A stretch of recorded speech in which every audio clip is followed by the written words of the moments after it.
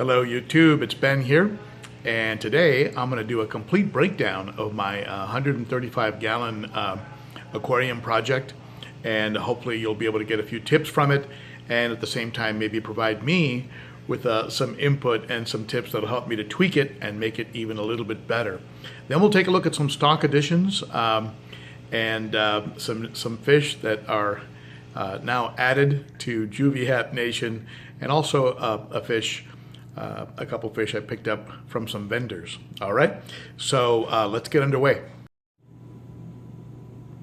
I picked the tank up on Inland Empire. Inland Empire, it's a Facebook page, and they list fish-related stuff for sale. And this tank was listed for with the stand, a light fixture, and a 135 gallon tank, and a hang on the back filter, and I believe it's a Marineland 400, and those items were delivered to my house for $300. So not bad, not a bad deal. And let's break the tank down, starting from the top. It came with this canopy, and it looks like a canopy that might have been like a homemade canopy, but it's pretty well made, I think, and nothing fancy about it. But starting at the top here, I have, as you can see, I've got a lot of water circulation going here. I have an Aquaneat LED light. You can see it right here.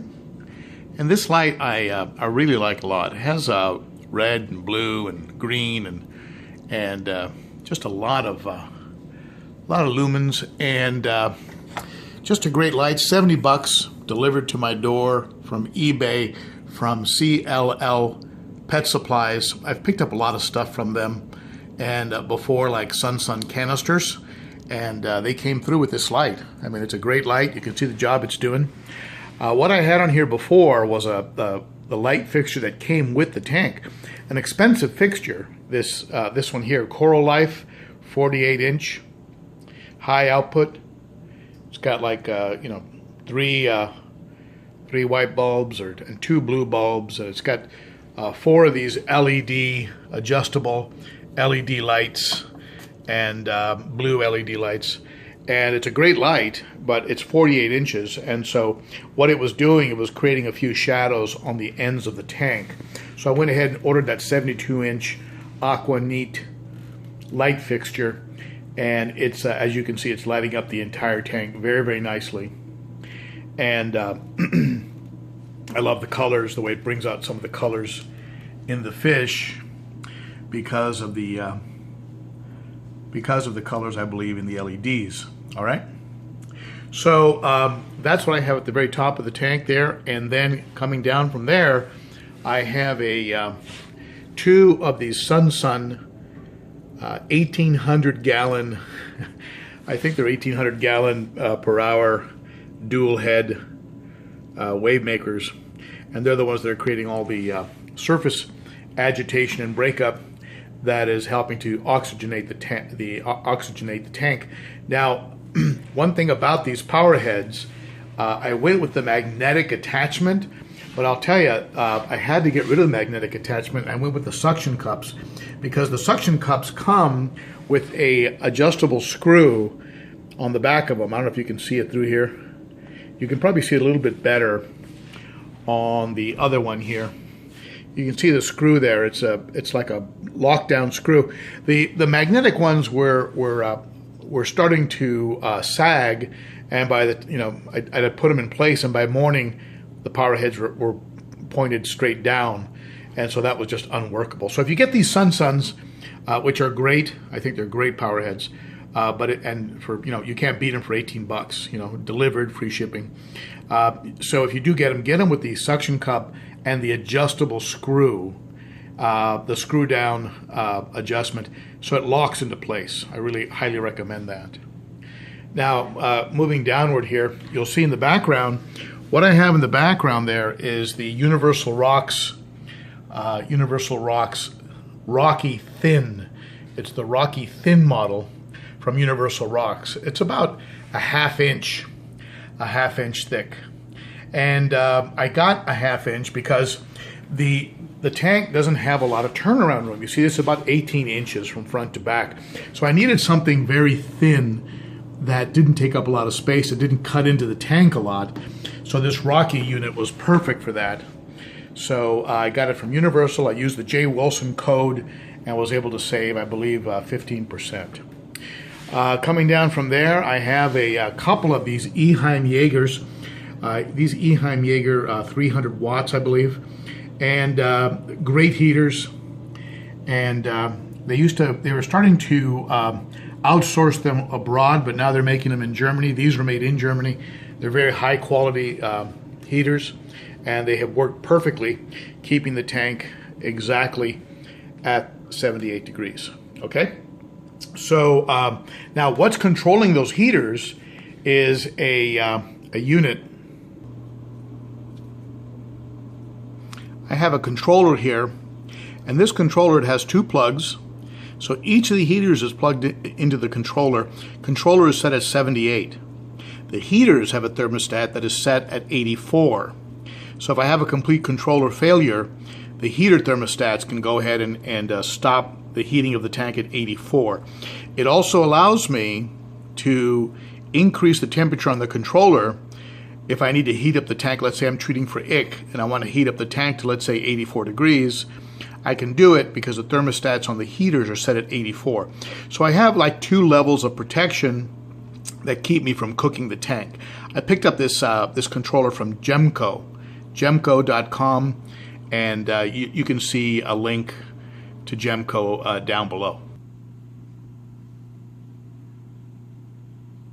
The rocks in the tank are artificial. They're from Universal Rocks.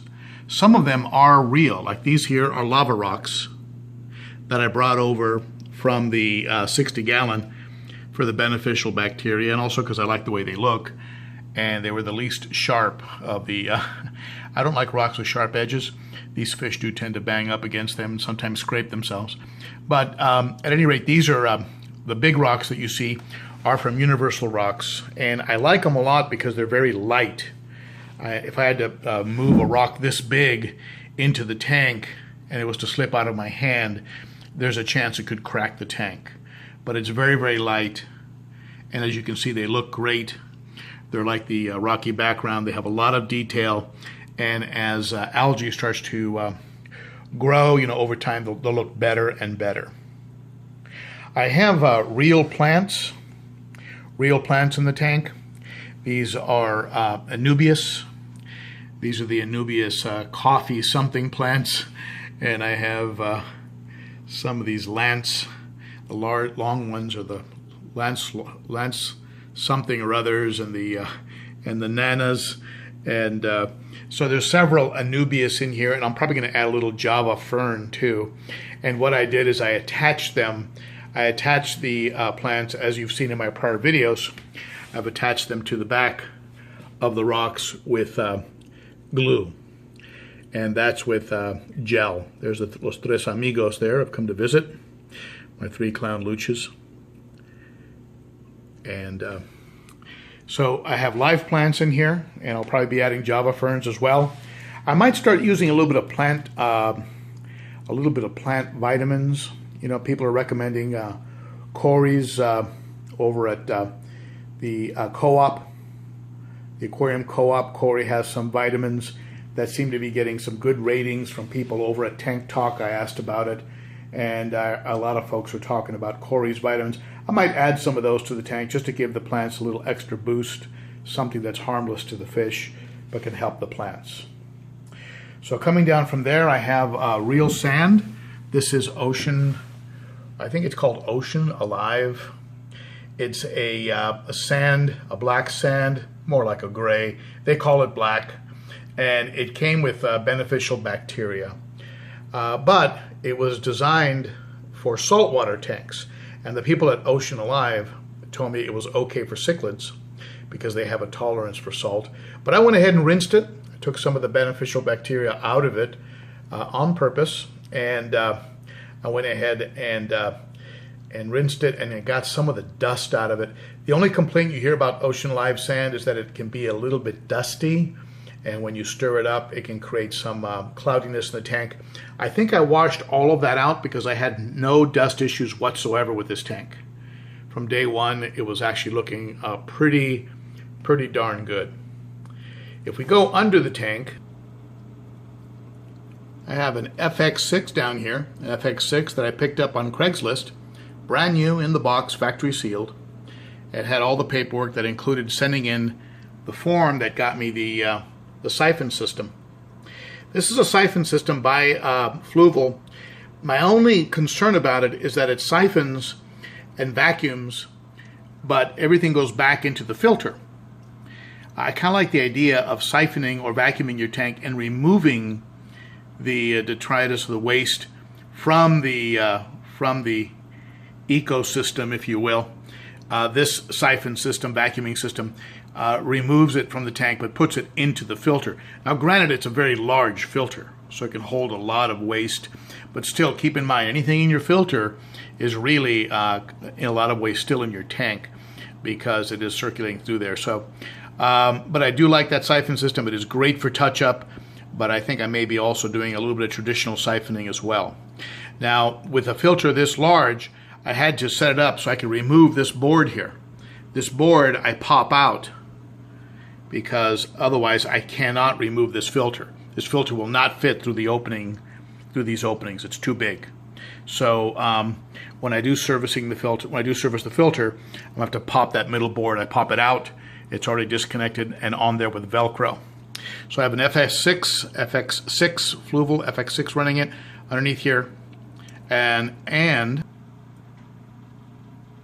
for those of you familiar with me, you know that I'm very big on Sun, and I have the this new Sun 704B under here. My wife gave it to me as a birthday present, and I really like this unit. It's big, it holds a lot of media, it's very quiet, very powerful.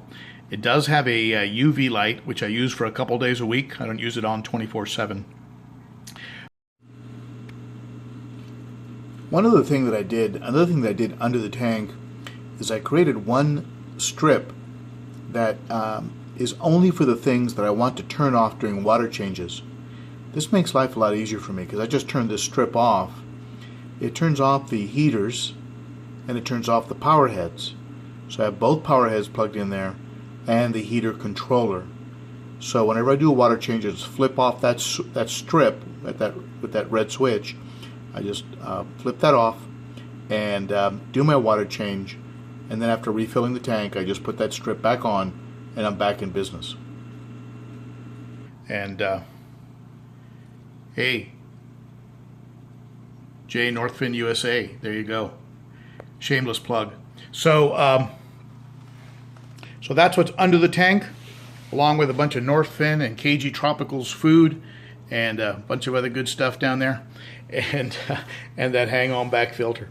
And so that's the breakdown. That's the breakdown on the 135, every component part. If you have any comments or suggestions about this tank, I would prefer that you keep them to yourself. You know I'm joking with you. If you have any comments or suggestions, I want to hear them. I want you to go ahead and leave them at the bottom here, down below. I'd love to hear them, and I'd love to hear what you have to say. If you have any suggestions, let me know. And you know I take them to heart. You know I do read the comments and I do reply to them. Okay, so that's the breakdown on this tank, and let's end off with just a look here at the fish. There's that buco who's just going crazy, looking really good. Electric blue, of course, looking great. There's the tangerine tiger.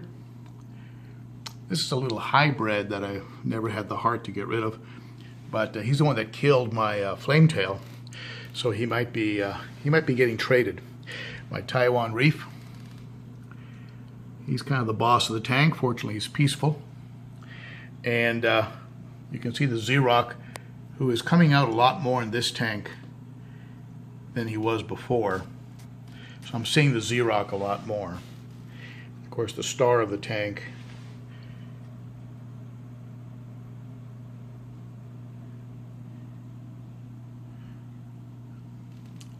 And let's take a quick look at the juvies at Juvie HAPNATION. Well, there's the OB you never get to see. I had a surprise appearance today from the bushy nose.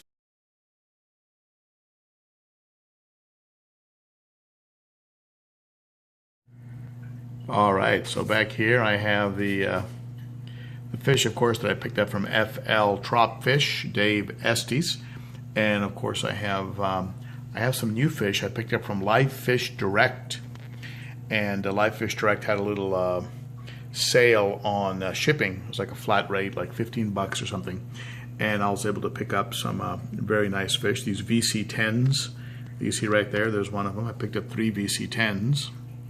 I also picked up 3 Red Empress, 3 new Red Empress, and there's one of the VC10s.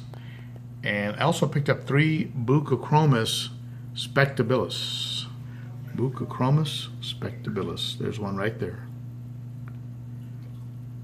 Looking forward to watching them color up. I've seen them as adults, and they're beautiful.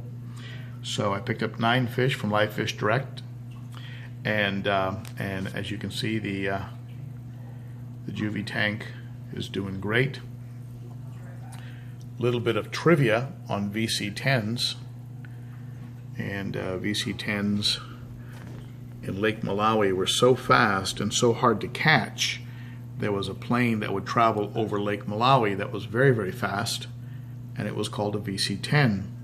And so these fish became known as VC10s. So I have 3 of them, and that I've added to the mix along with everybody else that's in here. And so this tank is doing great, and these guys eventually, of course, will end up in the 135 when this 60 gallon becomes a peacock tank. So I also have a couple of other fish that I picked up. And I won a fish in a contest, believe it or not, and they're in a quarantine tank right now. Let's take a look at them. And I want to give a shout out to Imperial Tropicals. Imperial Tropicals. They picked me as a winner of that beautiful red, I think that's a red Reuben back there. And he's getting settled in, and he's looking good. He's blocked right there by FLTROPFISH with one eye. And this is a little quarantine tank. And the FLTROPFISH lost an eye to an infection. I was able to save the fish with some Melaplex. And but he's all well now. But I'm quarantining these 2 fish from Imperial Tropicals back here in this tank that is 3 walls of algae, and I keep it outside, and the algae is worked on very diligently by this guy up here who's in pleco heaven. So thank you, Imperial Tropicals, for the prize fish, and I threw an extra 30 bucks into the pot, and he sent out that beautiful yellow sunshine, who's a young fish, but you can see he's got great potential. So that's the update on both the 135 and the 60 and the quarantine tank new additions.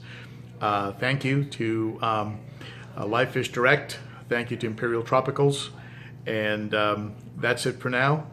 And be sure to comment below and share, subscribe, and stop by the Facebook page, ben.o.cichlid, and follow on Instagram, ben.o.cichlid. Thank you so much for stopping in. Bye-bye.